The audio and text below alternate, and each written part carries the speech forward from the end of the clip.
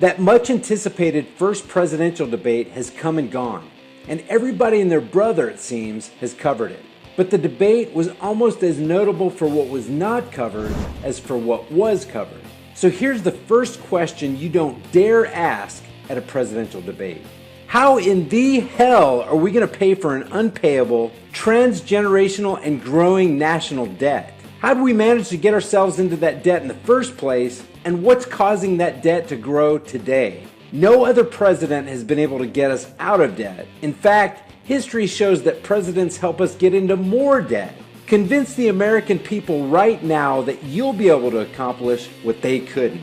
And to help you formulate an answer by way of analogy, let's say a family's providing shelter for long-lost Uncle Larry, but later find out that Larry's been stealing Dad's credit cards and running up huge sums of debt. Does that household benefit by keeping Uncle Larry in the house? Seems to me that their benefit would come by tossing old Larry out on his ear. So my question to you is this. Since the buck stops with the American president, and debts are accumulated under presidential administrations, how are they any different from Uncle Larry? And why the heck should the American people not give up on this abusive governmental system by tossing it out on its ear? By the way, guys, has anybody taken a look at the national debt clock lately? This is usdebtclock.org. I want to encourage every one of you to check it out for yourself.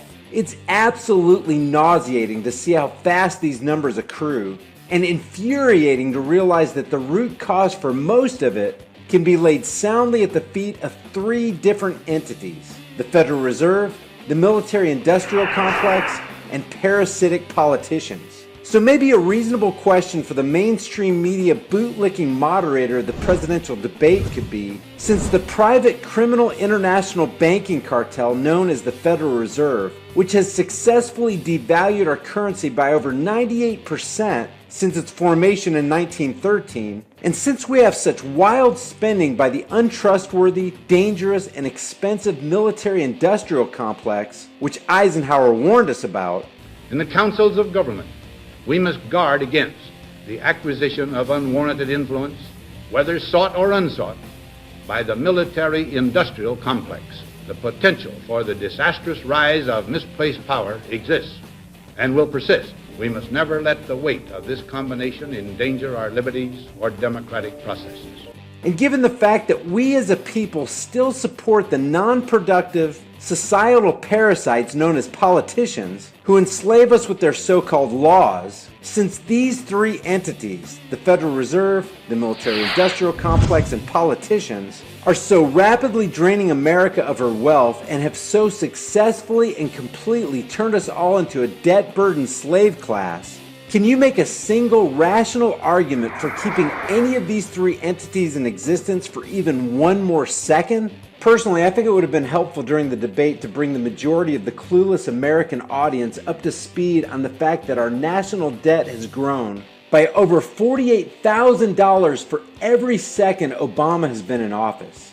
That's over $3 million a minute. And as bad a character as Obama is, he's not the only one to blame. Congress had to approve this debt before Obama signed off on it. So all these political parasites have thrust a deep gash into the side of Lady Liberty, and there's no Band-Aid in existence big enough to soak up all the blood. This ship has holes in it, and it's going down, because people continue to consent by their vote to a system that's inherently evil. In fact, it's antithetical to humanity. It steals from producing individuals, initiates force on those who have done no wrong, and straps us with mountains of debt. And who's expected to pay for all that insane spending? We are.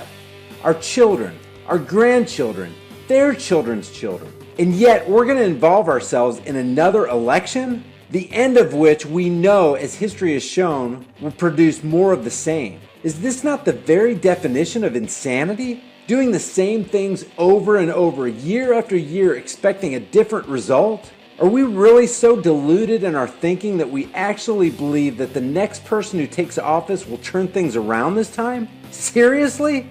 And speaking of national debt, why was there no real discussion of unfunded liabilities like Social Security and Medicare? That total is over $103 trillion and growing. If you've never gotten a visual on exactly how much $1 trillion is, I suggest you watch this video right here. It'll absolutely blow you away, not to mention infuriate you. Now back to the questions that could have been asked. As has been widely reported, the Pentagon continues to misappropriate trillions of taxpayer dollars. The adversary is closer to home. It's the Pentagon bureaucracy. According to some estimates, we cannot track $2.3 trillion in transactions. When DOD's own auditors say the department cannot account for $2.3 trillion in transactions in 1 year alone. I doubt, to be honest, that people inside the department are going to be capable of sorting this out. What exactly will you do to solve this problem? And since such an immense amount of wealth continues to be unaccounted for, can you think of a good reason to continue funding the Pentagon? Inspector Coleman, you're the Inspector General for the Federal Reserve, right? Okay. That's correct. My question to you specifically is, do you know who received that $1 trillion plus that the Fed extended and put on its balance sheet since last September? Do you know the identity of the recipients? I do not know. We have not looked at that specific area. Well, I have a copy of the Inspector General Act here in front of me, and it says, among other things, that it's your responsibility to conduct and supervise audits and investigations relating to the programs and operations of your agency. That's correct. So I'm asking you if your agency has, in fact, according to Bloomberg, extended $9 trillion in credit, which, by the way, works out to $30,000 for every single man, woman, and child in this country. I'd like to know, if you're not responsible for investigating that, who is? Would you mind repeating the question one more time? What have you done to investigate the off-balance sheet transactions conducted by the Federal Reserve, which, according to Bloomberg, now total $9 trillion in the last 8 months? I'll have to look specifically at that Bloomberg article. I'm not, I don't know if I have actually seen that particular one. That's not the point. The question is, have you done any investigation or auditing of off-balance sheet transactions conducted by the Federal Reserve? At this point, we're conducting our lending facility project at a fairly high level and have not gotten to a specific level of detail to really be in a position to respond to your question. Mr. Chairman, my time is up, but I have to tell you honestly, I am shocked to find out that nobody at the Federal Reserve, including the Inspector General, is keeping track of this. Guys, every politician literally covets your vote. This corrupt system is sustained and legitimized by your participation in the process. The smoke and mirrors show is so widespread and the rulers so desperate, and they need so much for the slaves to continue to believe that their vote matters, that they've enlisted the help of a bunch of professional liars to tell you just how important it is for you to choose which slave master will forcibly rob and control you for the next 4 years. On Tuesday, November 8th, this country will make one of the most important decisions in its history. You have a chance. You have an obligation to be a part of that decision. You might think it's not important. You might think you're not important. But that's not true. And the only way we can prove that to you is by having lots of famous people. Lots of famous people. Lots and lots of famous people. Just a shit ton of famous people. Repeating how important how important it is. Register. Vote. Google also went out of their way on their homepage to make sure you, dear citizen, are registered to vote. Because your vote, they say, is your voice. They used movie stars, singers, and sports stars to push their voting agenda. But did you ever stop to think that the fervent ad campaign, which attempts to sell you on the idea that you should vote, if you're not going to vote, I don't even know what to say to you anymore. You know you have to vote. Is an elaborate con game to get you to think that you've got power over your destiny, when in fact, that pseudo power you think you have is exactly what keeps the system going and keeps you enslaved. Guys, think about it. If voting really changed anything for the better, it would be illegal. Because you know you gotta vote, right? I mean, you know that, right? Here's some more questions you could never ask at a presidential debate. It's said that if you took profit out of war, there would be no more war.